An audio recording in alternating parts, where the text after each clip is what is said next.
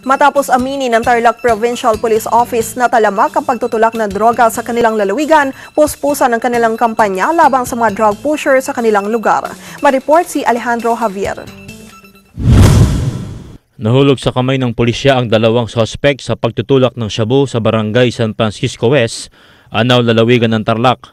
Sa bisa ng search warrant bilang paglabag sa RA 9165, Comprehensive Dangerous Drug Act of 2002 na inilabas ni Honorable Ramon D. Pamular, Executive Judge ng 3rd Judicial Region Branch 32, Gimban, Nueva Ecija. At sa pinagsanib na pwersa ng PDEA, Provincial Intel Branch at Anaw Police Station, Municipal Anti-Illegal Drugs Syndicate Operation Task Group sa pangunguna ni SPO4 Emmanuel C. Lapurga at sa direktiba ni PSI Jerry B. Haduka ay nadakip sina Nelson Gamboa Sr. alias Blacky at Sinayda Gamboa, mag-asawa, residente ng Barangay San Francisco West, Anaw, Tarlac. Ang pag-aresto ay sinaksihan din ng mga opisyal ng barangay.